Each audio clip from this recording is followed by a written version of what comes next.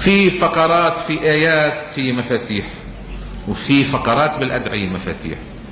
شو يعني مفاتيح؟ إذا واحد قالوا له مفتاح بيتك بين هال50 مفتاح، جاب هال50 مفتاح وبدي يجرب يجرب يجرب، فتح مفتاح على هالباب، شو بيعمل بهالمفتاح هذا اللي فتح؟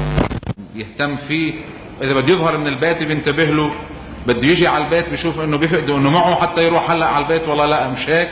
هناك مفاتيح للقلوب. شو مفاتيح القلوب؟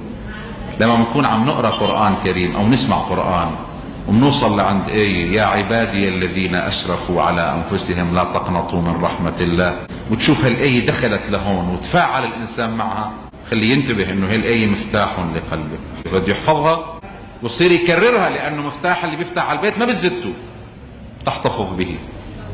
أو واحد عم يقرأ دعاء، بيقرأ فلم أرى مولا كريما أصبر على عبد لئيم منك علي يا رب، تأثر بهالفقرة هذه، مفتاح تاني لقلبه، خليه يحفظ هالمفتاح ويحتفظ به. واحد عم يقرأ إلهي كيف أدعوك وأنا أنا، وكيف لا أدعوك وأنت أنت. شو هي المفاتيح لقلبي وقلبك الذي تجعل القلب منكسرا؟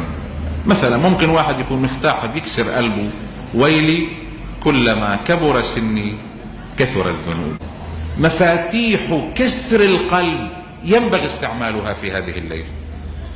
مش عم نقرأ دعاء الجوشن مثلا، حسيت حالك انك بعدت شوي، القلب مش هون، انتو عم تتابع دعاء الجوشن، قل لك شيء، مستعمل لك مفتاح من مفاتيح القلب.